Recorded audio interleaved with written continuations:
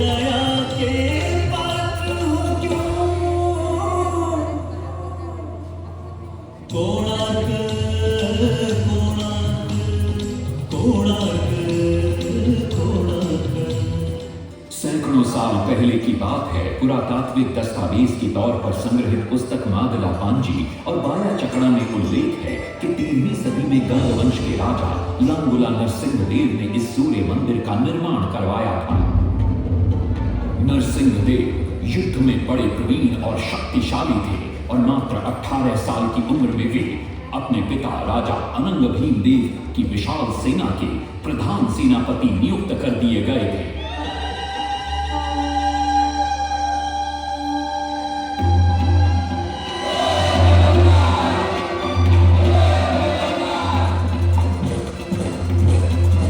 सेनापति बनने के बाद नरसिंहदेव ने अपने कुशल नेतृत्व से दक्षिण के कई आक्रमणकारी राजाओं को युद्ध में हराया।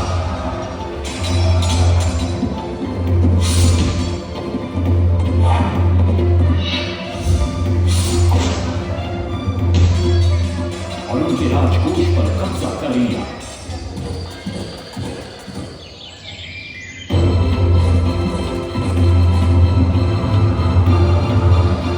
तत्पश्चात उन्होंने विजय गोंडा, जिसे आज हम वारंगल के नाम से जानते हैं,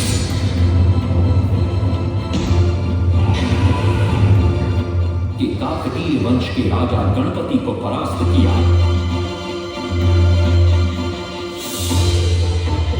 और उनके राजकोष पर भी कब्जा कर लिया।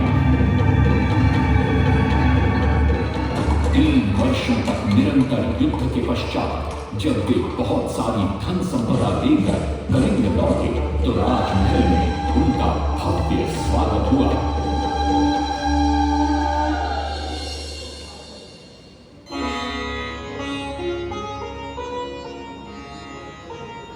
राजमाता कस्तूरी देवी पुत्र नरसिंहदेव की वीरता से बहुत प्रसन्न हुई और पुत्र के सामने अपने मन की इच्छा प्रकट की। कहा, तुम्हारे पिता ने शंख क्षेत्र पुरी में भगवान जगन्नाथ का भव्य मंदिर बनवाया है। मैं चाहती हूँ कि तुम पद्म क्षेत्र कोणार्क में उससे भी भव्य और विशाल सूर्य मंदिर बनवाओ। किंतु नरसिंहदेव माता से प्रति प्रश्न करते हैं, सूर्य मंदिर ही क्यों, और वो भी कोणार्क में? तब राजमाता कस्तूरी देवी बतलाती हैं, द्वापर युग में भगवान श्री कृष्ण के पुत्र सांब बड़े ही सुंदर और सुकुमार थे। वो नारद मुनि को चिढ़ाया करते थे। एक दिन नारद मुनि ने सांब को सबक सिखाने की योजना बनाई और उन्होंने सांब की सुंदरता की प्रशंसा कर उन्हें गोपियों के साथ जल क्रीड़ा करने को उकसाया। वहीं दूसरी तरफ भगवान श्री कृष्ण को जाकर कह दिया कि सांब अपनी मां समान गोपियों के साथ जल क्रीड़ा कर रहा है। श्री कृष्ण इस बात से बहुत क्रोधित हो जाते हैं और वे सांब को श्राप दे देते हैं, जिस सुंदरता का तुम्हें अभिमान है वो तत्क्षण नष्ट हो जा। सांब को कोढ़ हो जाता है। जब सांब राजमहल लौटते हैं और मां जाम्बदेवी को ये पता चलता है कि पिता श्री कृष्ण के श्राप की वजह से सांब की ये अवस्था हुई, तो सारी रानियां क्रोधित हो जाती हैं। नारद जी को बुलाया जाता है। वे रोग मुक्ति का उपाय बतलाते हैं। वे कहते हैं, सूर्य की पहली किरण ऊध्र देश के एक कोण पर पड़ती है जिसका नाम कोणार्क है। सांब को वहीं जाकर सूर्य की आराधना करनी होगी।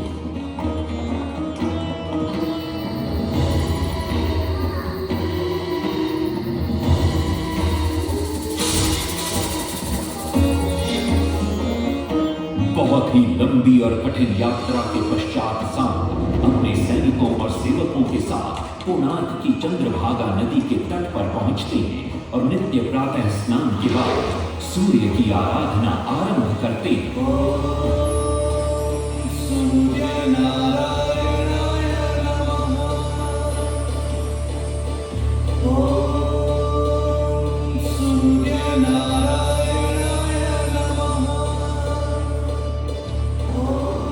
अन्न जल त्याग कर 12 साल की कठिन तपस्या के बाद सूर्य देव प्रसन्न होकर प्रकट होते हैं और सांब को रोग मुक्त होने का वरदान देते हैं। पुत्र, आज रात्रि के चतुर्थ प्रहर में स्नान करते समय नदी के तल में तुम्हें एक वस्तु मिलेगी, वो मेरा ही प्रतिरूप होगी। उसका स्पर्श पाते ही तुम इस कोढ़ रोग से मुक्त हो जाओगे। स्नान के पश्चात सांब जब नदी से बाहर आते हैं तो वो रोग मुक्त हो चुके होते हैं। उनके हाथ में एक छोटा सा पत्थर है। उनके सुंदर और सुकुमार शरीर को देखकर सारे अनुचर और सिपाही प्रसन्न होते हैं। सांब उस पत्थर को वहीं स्थापित कर एक छोटा सा मंदिर बनवाते हैं। लेकिन जब उन्हें ज्ञात होता है कि सूर्य पूजा का विधि विधान यहाँ किसी को पता नहीं है तो वे चिंतित हो जाते हैं। वे ध्यान में बैठते हैं। सूर्य देव पुनः प्रकट होते हैं और सांब के पूछने पर बतलाते हैं कि दूर पश्चिम में साक्य देश के माता ब्राह्मण पूजा की विधि विधान जानते हैं। सांब साक्य देश की ओर निकल पड़ते हैं जो आज का ईरान है। महीनों की लंबी यात्रा के बाद सांब 18 मागा ब्राह्मण परिवारों को साथ लेकर कोणार्क लौटते हैं और सूर्य मंदिर में पूजा शुरू हो जाती है। राजमाता कस्तूरी देवी नरसिंह देव को बतलाती है कि विवाह के कई वर्षों बाद तक जब हम निसंतान थे, मैंने भी उस सूर्य मंदिर में पूजा अर्चना की और तुम पुत्र रूप में मुझे प्राप्त हुए। माता की बात सुनकर नरसिंह देव मां को कोणार्क में संसार का सबसे भव्य और विशाल मंदिर बनाने का वचन देते हैं। सदाशिव सामंतराय महापात्र जो शिवई सांतरा के नाम से लोकप्रिय थे, वे अपने सहयोगी बीसू महाराणा के साथ मंदिर का प्रतिरूप बनाते हैं और नरसिंह देव के समक्ष प्रस्तुत करते हैं।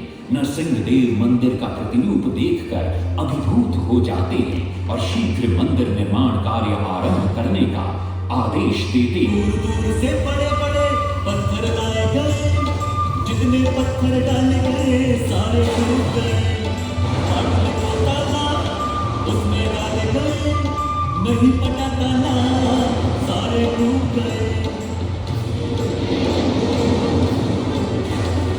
सिपाही सांतरा हुए परेशान, किस विधि मंदिर बने। सिपाही सांतरा हुए परेशान, किस विधि मंदिर बने।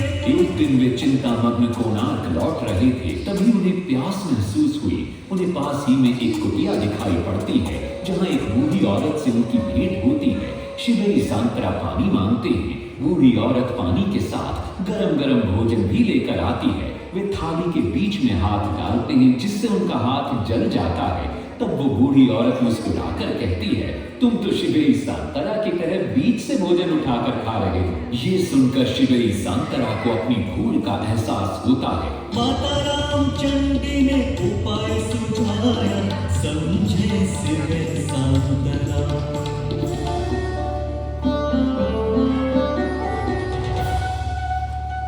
तत्पश्चात वो किनारे से पत्थर डलवाना शुरू करते हैं और मंदिर निर्माण का कार्य तेजी से आगे बढ़ने लगता है। 1200 शिल्पियों ने 12 दुष्ट मंदिर बनाया। घोड़े साथ सजा कर रथ में समय का चक्र बनाया।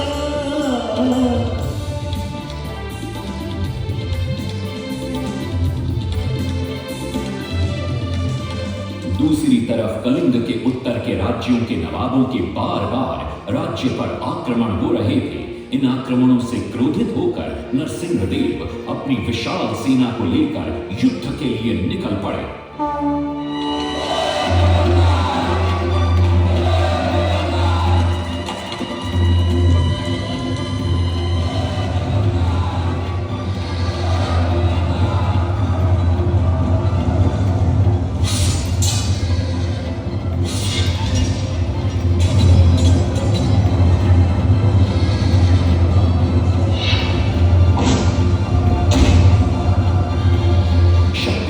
गौड़बंग के नवाबों को भी युद्ध में परास्त कर दिया और उनसे प्राप्त सारा धन अपने कब्जे में लेकर सूर्य मंदिर के निर्माण कार्य में लगा दिया। 1200 कारीगरों के अथक प्रयास से 12 साल बाद विशाल और भव्य सूर्य मंदिर बनकर तैयार हुआ। उस समय के लोगों में वास्तुशास्त्र, ज्योतिष शास्त्र और खगोल शास्त्र का जो ज्ञान था उसे देखकर आज के बड़े बड़े वैज्ञानिक भी आश्चर्यचकित रह जाते हैं। कई प्रयासों के बाद भी मंदिर के गुंबद पर कलश स्थापित नहीं हो पा रहा था। क्रोधित नरसिंह देव ने आदेश दिया कि कल प्रातःकाल तक यदि कलश स्थापित नहीं हुआ तो सबके सर धड़ से अलग कर दिए जाएंगे। सभी शिल्पकार घोर चिंता में डूब जाते हैं।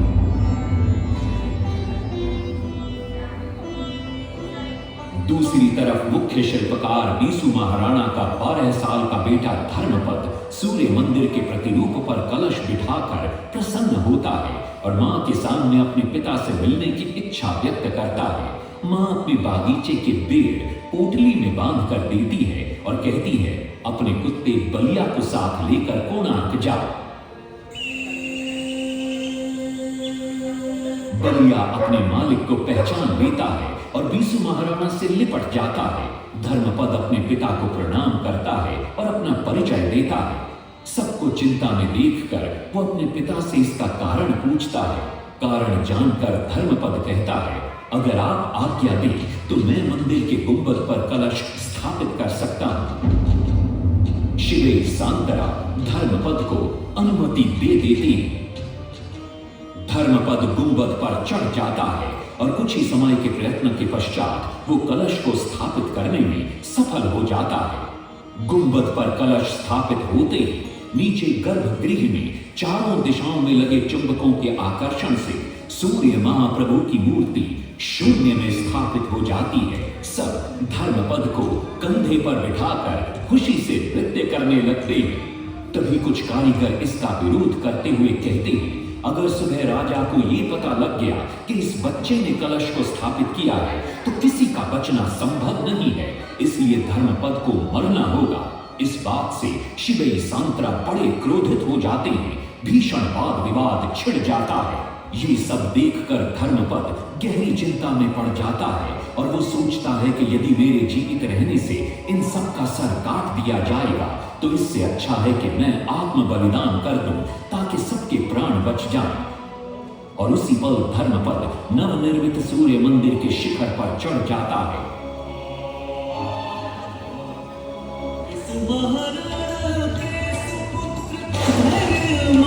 कलश बिठा के त्याग दिए निज प्राण, शिल्पियों का मान बढ़ाया। वास्तुशास्त्र के अनुसार बना सूर्य मंदिर।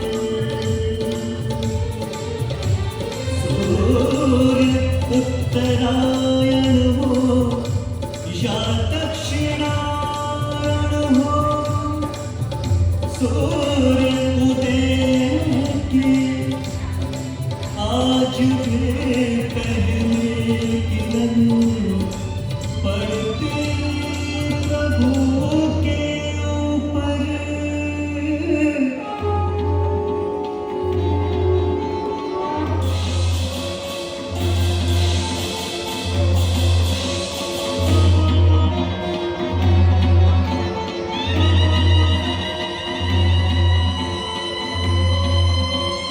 तभी वहां नरसिंह देव भी आ पहुंचते हैं।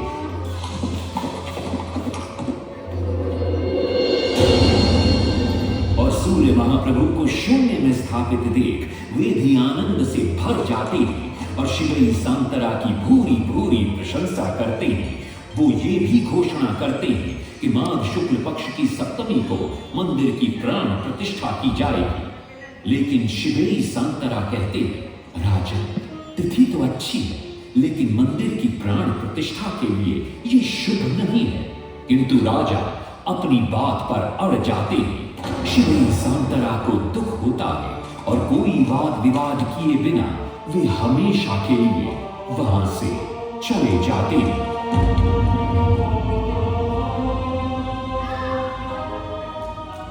पूर्व निर्धारित तिथि पर मंदिर की प्राण प्रतिष्ठा संपन्न होती है।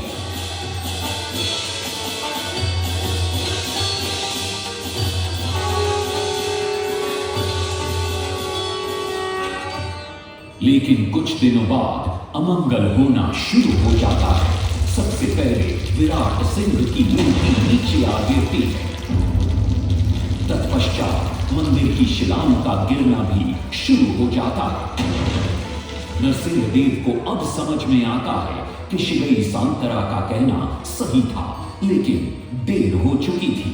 बहुत साल बाद मंदिर के आसपास जंगल उगाए और ये मंदिर घने जंगलों के बीच छुप गया। जब अंग्रेजों ने जंगल के बीच इस मंदिर को देखा तो उन्होंने इसका पुनरुद्धार किया। आज आप उसी विशाल मंदिर के भग्नावशेष देख रहे हैं। ये है इस प्रसिद्ध मंदिर की कथा। अब इस कथा में कितनी सत्यता है और कितनी कल्पना है, ये तो किसी को नहीं मालूम, लेकिन ओडिशा की जनश्रुतियों में यही कथा विद्यमान है। तुम कलिंग